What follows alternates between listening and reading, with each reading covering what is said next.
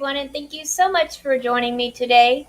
My name is Mademoiselle Lena, and you can find me online at www.conjureknits.com. Today we are here for our virtual book club. We are currently reading Enchantment of the Faerie Realm by Ted Andrews. If this is your first time here, welcome. We are glad to have you. If you would like to get caught up after this episode, I do have a playlist on YouTube that starts from the very beginning up until this current video. So if you'd like to review, if you've heard it before, want to hear it again, there's a lot of really good meditations in this book. I am so excited about this week's chapter. We are going to be learning about fairy godmothers. And we've all heard all of the fairy tales, and almost every single fairy tale has a fairy godmother. And so I am really, really excited about that. Once again, welcome. If you are viewing on YouTube and you have not yet subscribed to my channel, go ahead and hit that subscribe button, smash that like button, and click on the little bell so that you'll receive notifications of when I go live or upload new videos. I have uploaded 9 of the monthly Terrascopes so far. I will be getting to the other 3 later this afternoon. So you're going to want to view those as well. Let me see, what else do I do on Sundays? On my channel, we have the Conjure Crew with myself, Mambo Tanya, and the Black Bonnet Witch, also known as Shishi. We always have so much fun, and this Sunday we are going to be discussing Lilith. So that should be exciting as well. But yeah, if you haven't subscribed, go subscribe, leave a comment. Let's carry on conversation and let's get this chapter started. All right, guys, here we go. Today is the blessings of the fairy godmothers. So we can just get this started here, and off we go. 11. The Blessings of the Fairy Godmothers. When we begin to explore folk tales and myths, we find there have been many beings of supernatural ability who assisted, guided, or helped change the fate of individuals. In traditional mythologies, this ability to affect the fate and life of an individual usually fell into the hands of specific supernatural beings. Gods and goddesses often had their favorite humans, siding with them in conflict and providing tools to help them succeed. In the Greek tale of Perseus, the god Hermes presents him with an invincible sword and information to assist him in his quest. Athena also lends him her own shield to use as a mirror to protect him from the gaze of the Medusa. There were always those who would weave the pattern of life for men and women. Once woven, however, little could be done to change it, although gods and goddesses would often color the weaving according to their own fancies. In Greek lore, it was the Fates who controlled the direction of human life. The goddess Clotho spun the thread of destiny. Lachesis provided the element of luck, and Atropos governed fatality. The Scandinavian counterparts to the Greek Fates were the Norns, Urd, past, Verdandi, present, and Skuld, future. Related to the Norns were the Disir, goddesses of heredity, who controlled an individual's talents and defects. Disir guardians who, in dreams, gave warnings and advice were known as the Hominges. The Gyptes awarded fortune and treasure to favored humans, and elf maids tended to the unborn and located kind mothers for the infants. The activities and roles of the Disir fit in closely with the traditional Christian belief in a guardian angel. Every child knows something about guardian angels, and there is a common belief that we are each watched over by one in particular throughout our life. In truth, we are each under the watchfulness of a group of angels, or their younger brothers and sisters of the Faerie Realm, who assist us without doing for us. In some societies, there are great animal spirits who lend their protection, characteristics, and powers to individuals in times of need and testing. This is often found in ancient shamanic cultures, as well as those of Native Americans. Sometimes it was an oracle from a spring or well that became the guardian that affected the fate of an individual, and sometimes it was just an old man or woman who was encountered and offered sage advice. In such tales, how that advice is acted upon often determined the future of the tale's hero or heroine. In yet other instances, simple fairies and elves become temporary and sometimes permanent patrons of humans. For even though many fairies and elves often spend their time fulfilling humble tasks, they do possess extraordinary power, and they often do take a liking to specific humans. This is evidenced in the tale of the elves and the shoemaker.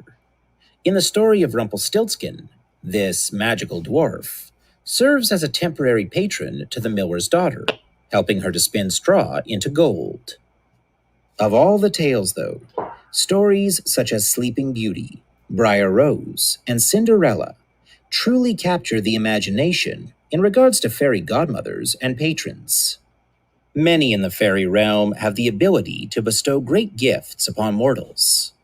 These beings are often called patrons and patronesses, and they protect, guide, and help change the fate of both humans and others of the fairy realm.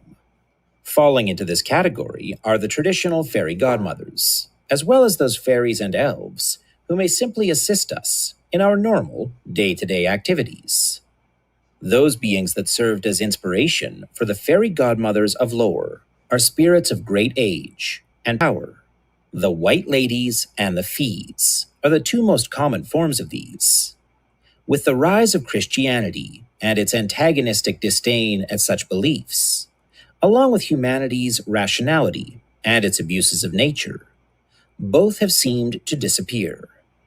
They have promised to return in this century, and in my travels I have met people who have had the traditional encounters with them once again.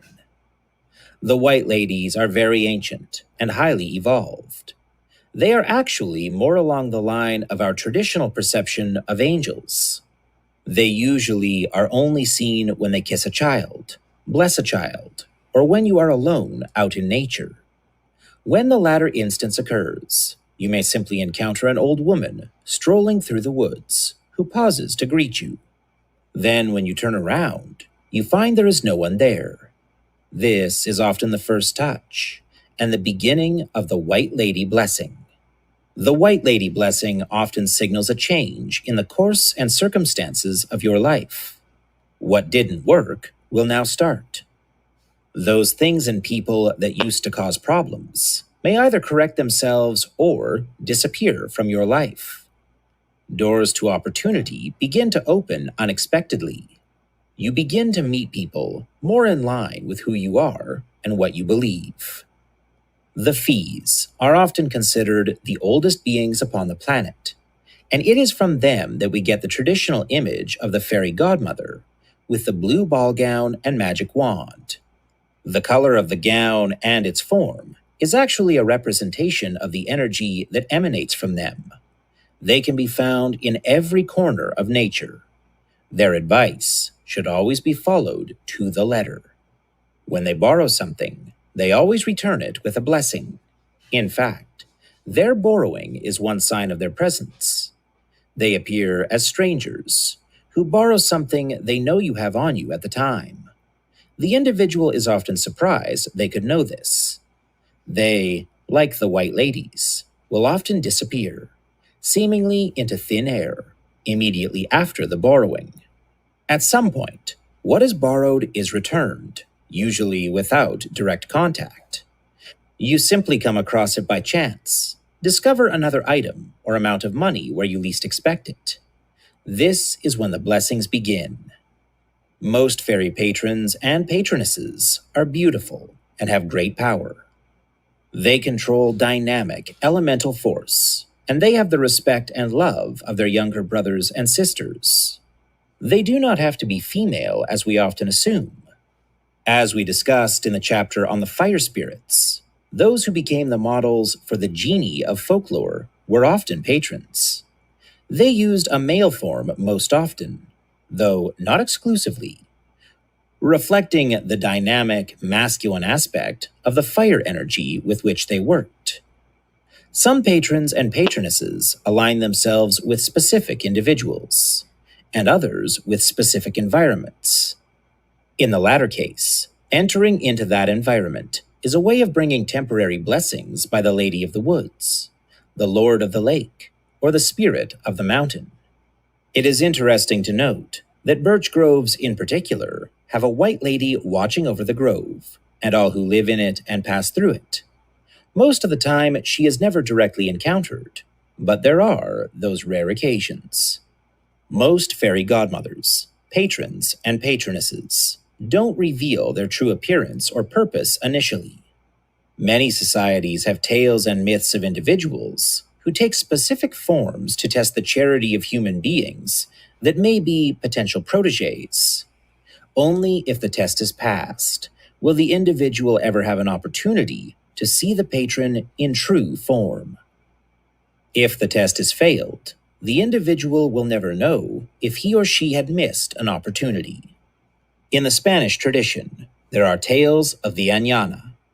These beings take the form of old women to test the charity of human beings. If the test is passed, their true form is revealed. In their true form, they are beautiful young women, fair-haired and blue-eyed, clothed in tunics made of flowers and silver stars. They carry a gold staff and wear green stockings. They watch over animals and have underground palaces of jewels and other treasures. The touch of their staff turns everything into riches.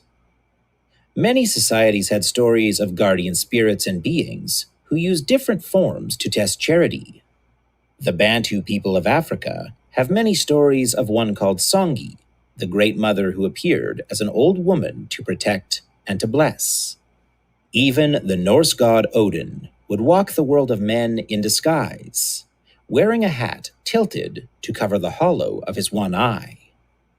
The blessings that were bestowed upon individuals depended greatly on how the patron or patroness was treated in their disguised form. In fact, the patrons and patronesses have specific demands that must be fulfilled before anyone can become their full protégé. 1. The individual must be free. This doesn't mean without responsibilities, family, or spouse. It implies a more mental type of freedom. The individual needs to be a free thinker, creative. The individual should not be bound by the structures of societal or religious beliefs. 2. The individual must be open. This openness is to new ideas and new possibilities. An inability to look at things anew or from a different perspective will never enable the individual to perceive the fairy realm. The individual must not be bound by the past or the present.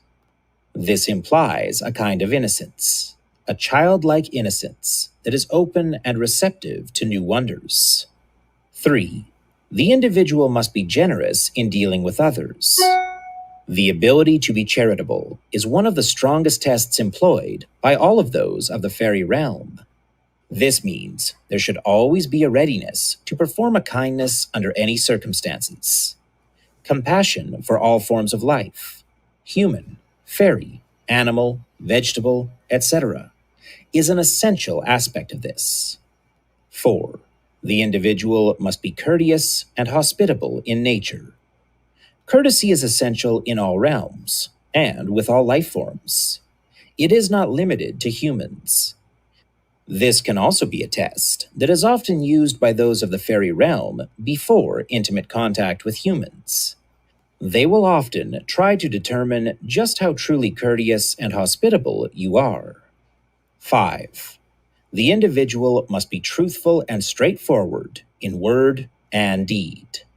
As discussed previously, fairies and elves dislike babblers, or those who do not take care of their business. Fulfillment of responsibility on all levels is something they hold in high regard. Truthfulness is also extremely essential to them, and they themselves rarely take oaths, because of their total disdain for lies. The idea that lies can only be tolerated and forgiven by the fairies, when employed for love or romance, has a lot to do with their notorious reputation for amorousness.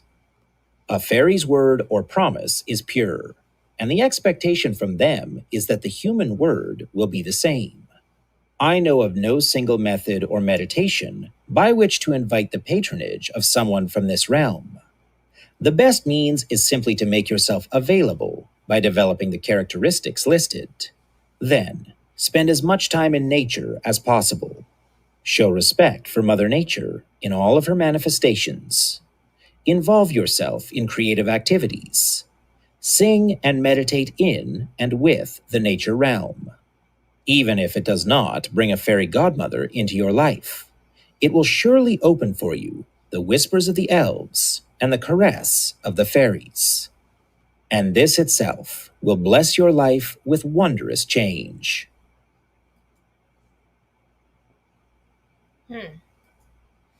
That's very interesting. I think I have encountered at least one.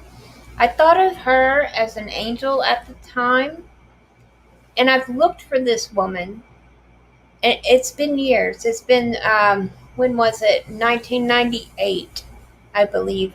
And I've looked for her, I guess, for what is it, 23 years now, and I can't find her. I cannot find her anywhere. No one knows who she is.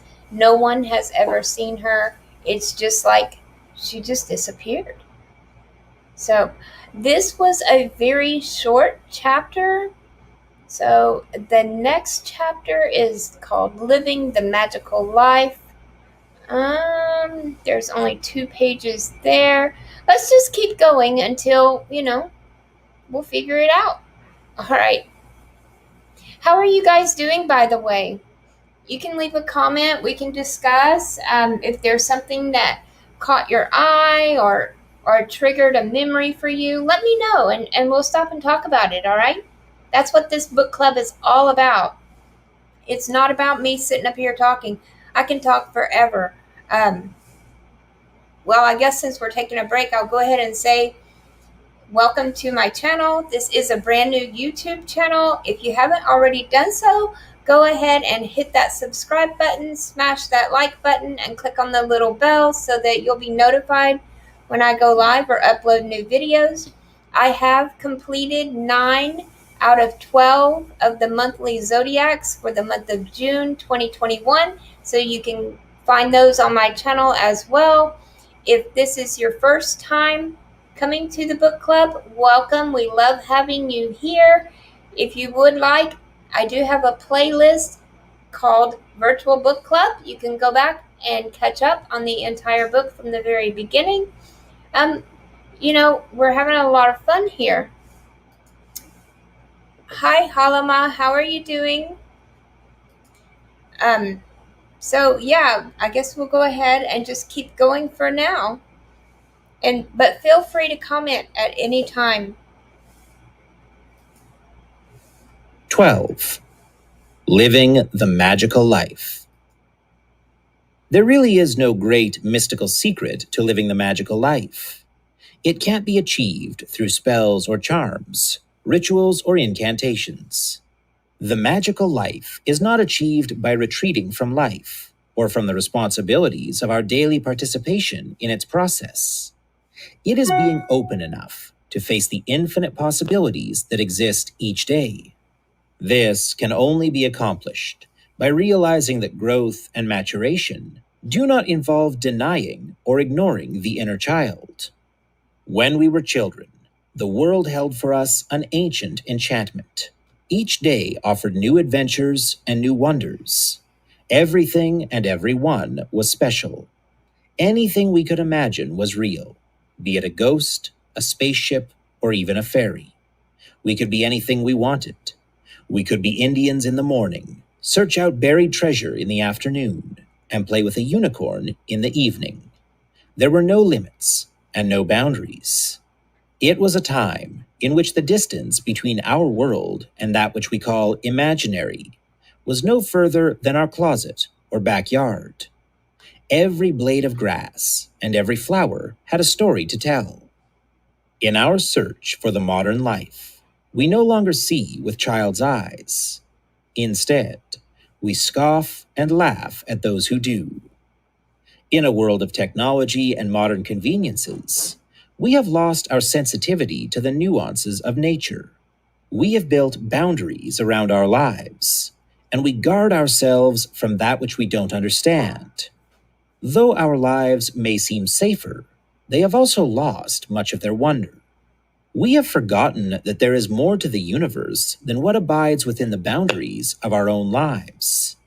It is easy to build a false contentment around having a smooth life, no matter how limited or boring.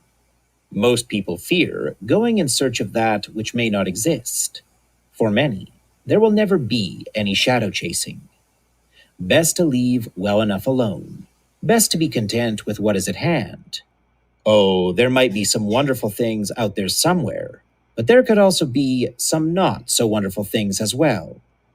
Such an attitude is sad, for it smothers curiosity and the promise of dreams.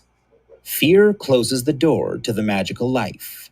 It silences the streams, and it stops the wind. Because of fear, we see animals and plants as things separate from us. Our fears make us see the only life as human life. Nature is no longer an enchanted world. Our modern approach to science teaches that every aspect is a secular object or process, and not part of an integral whole. Because of this, nature has become separated from the sacred, and our ability to feel compassion towards all things upon the earth has diminished. We are incarnations of Gaia. We have a personal kinship with things of the earth, visible and invisible, animate and inanimate. In order to experience this kinship on all levels, we must shift our focus toward the inner world. This is difficult, especially in a world where the primary focus is upon the outer world and the superficial, and where we often are living out of proportion. We must change our perception of ourselves. We must become conscious of ourselves as a walking, breathing, living force. We must see every touch as a passing of power, power to hurt or heal. We must learn to see every word as a tangible stream of energy issuing forth to affect those who hear, to curse or bless. We must learn to see the world through the eyes of each person we meet.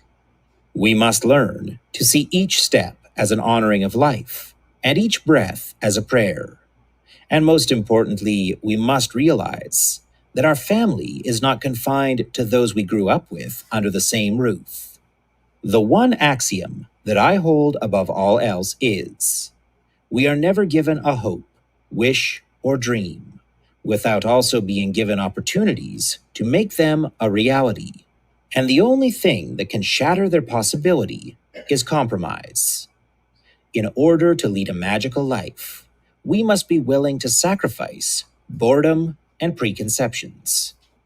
By learning to open to the hidden realms of life and their resources, we affect our life and our environment.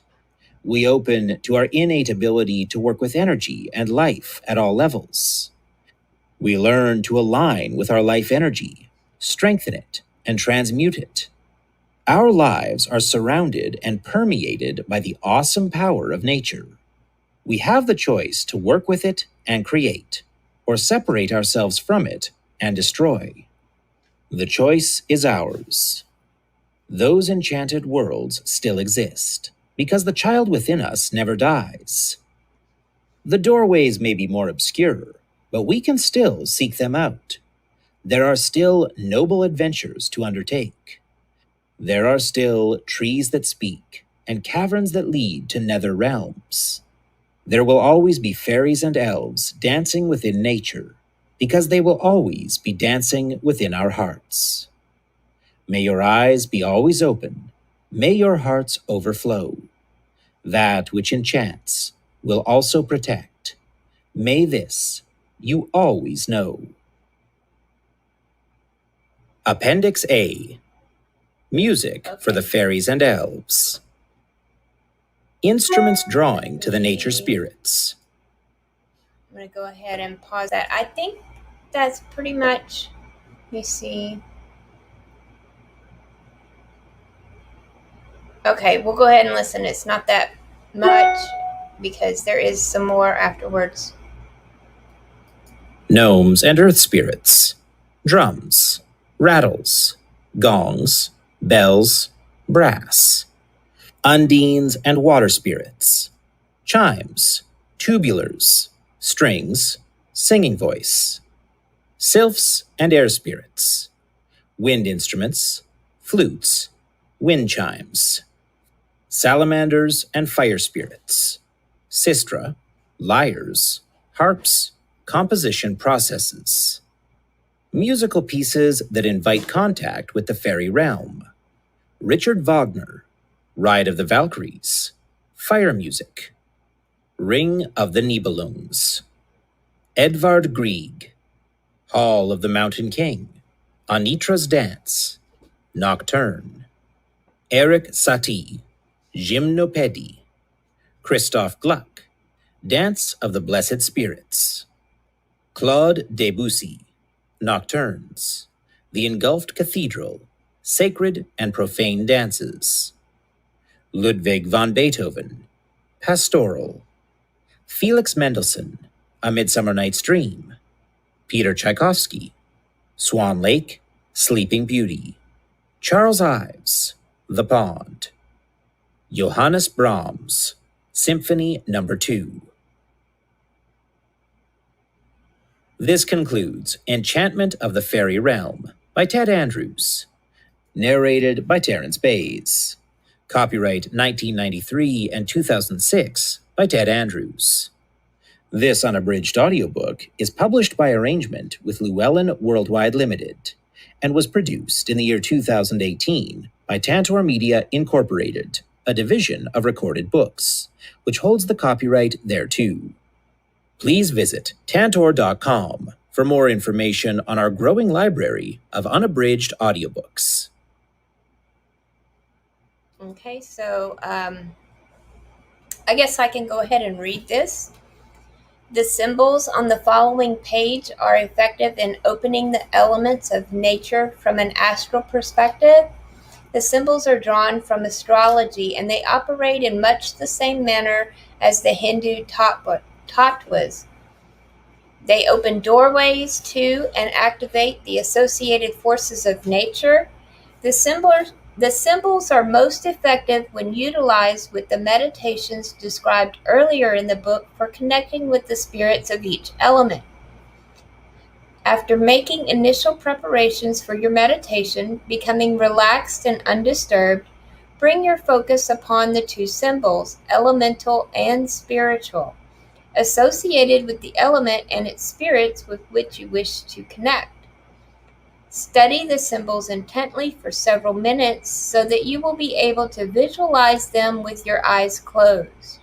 You may wish to visualize them in specific colors to empower their effects. Earth, earth tones or yellow. Water, green or silver. Air, blue. Fire, red or red-orange. Now close your eyes and begin visualizing the elemental symbol. In your mind's eye, see this symbol forming before you as strongly and clearly as possible. See it growing larger. Visualize and imagine it as a door that you will be able to pass through. The forces upon the elemental symbol activates and calls to the forefront the force and energy of the element. Visualize yourself stepping through this doorway into a small corridor filled with crystalline white light. You feel safe and protected in this corridor. Now visualize the symbol for the spiritual, invisible aspect of the same element. See it forming and growing before you to form a second doorway. The focus on this symbol is a signal to those beings of the element with whom you want to connect. Step through this doorway into the meditation or fairy tale you have chosen. Using these two doorways empowers your connection and makes the response to the exercises even more dynamic. At the end of the exercise, step back through the doorway formed by the spiritual symbol of the element. Turn and face it, and in your mind's eye, visualize the doorway shrinking and closing. Then turn and step out of this corridor of light through the first doorway formed from the elemental symbol. Visualize the door shrinking and closing and end your meditation. And then it shows here the symbols for elemental earth, the spiritual earth, and elemental water, spiritual water, elemental air, spiritual air, elemental fire, and spiritual fire. And that looks like it is the end of that book. So right now, hi DJ Rod, how are you? So what I think we're going to do, let me see if I can get my camera on here for next week, because I've been thinking, what kind of books would you guys like to continue reading? So you can go ahead and drop your answer in the comments.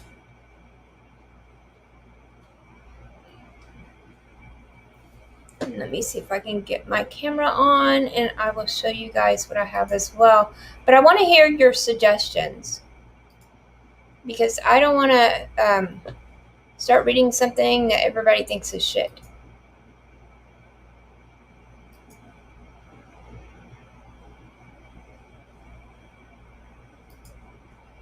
Okay. I do not know why the camera is not working at the moment. So what are some of you guys, what would y'all like to read about? What subjects, or is there a particular book or story? Or is there a particular topic that you want to learn about, like the fairies here? I could do Animal Speak by Ted Andrews, and that just tells about different, hi Tammy, how are you? Tells about different animals, what their magical aspects are, things like that. I don't know why the fuck I can't get my camera to work.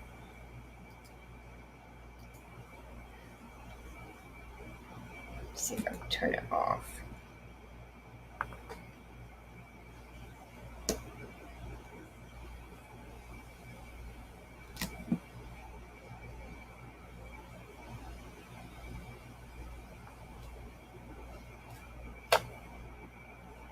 So, would y'all be interested in learning about animals, the different magical properties of animals?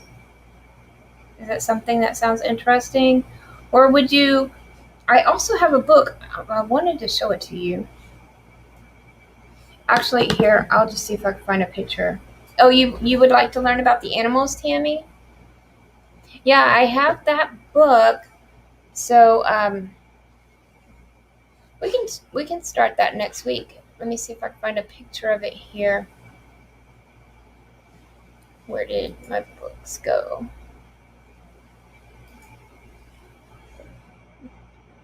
Pretty sure I have a picture. Books.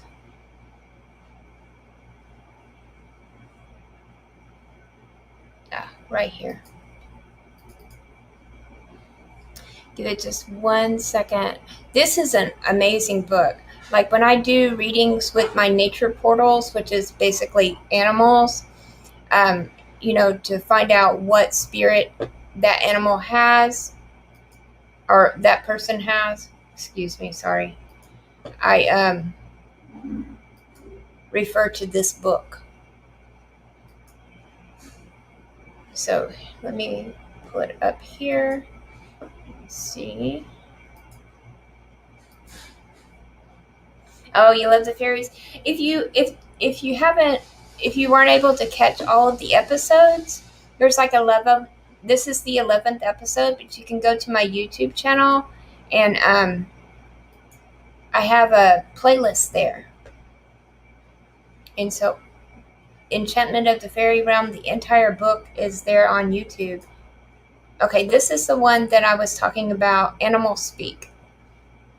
And it's by the same author that does Enchantment of the Faerie Realm. So yeah, we can do this one. That would be great. It goes through, let me see if I can show you a little bit of the content here. It has the spiritual and magical roles of nature, symbols in the natural world, awakening to your spirit totems, the mystery and magic of predator and prey, reading signs and omens in nature, augury and the meaning of landscapes. And then we have winged enchantment, which is bird totems and the initiation of air, working with bird medicine, the mystery of feathers and flight, feather magic, dictionary of bird totems. And then we have understanding animal medicine, honoring animal totems, animal rights, dictionary of animal totems. And then we have the exotic language of insects and reptiles, insight into the world of insects, dictionary of insect totems, the magic of the reptile world, dictionary of reptile totems, and then totems in a civilized world. So yeah, we can, let me get back here and I will bookmark this. And we'll just, let me see. I'm not sure where the audiobook starts, so I will figure that out later. But yeah, we can do that. That sounds great. Thank you. Thank you for helping me decide, because I have this other book here, but I can save it until after Animal Speak because I don't have an audiobook or an ebook for it. So I would basically have to like set the book down, under the camera and read it to you, which I would be cool with that. And then we could discuss because the stories, because a lot of conjure is taught through fairy tales, through stories. And so you could see what kind of working, is this story teaching you about, and all kinds of stuff like that. So that would be really fun. But okay, thank you all for joining me today. Like I was saying throughout, if you haven't already subscribed to my channel, go ahead and hit that subscribe button, smash that like button, and click on the little bell so that you'll receive notifications of when I go live or upload new videos.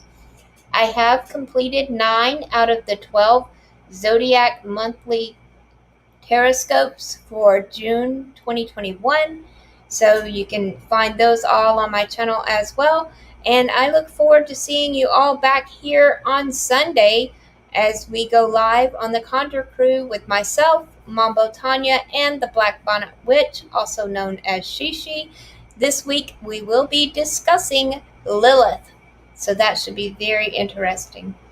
All right, guys. Talk to you later. Love you bunches. Bye-bye.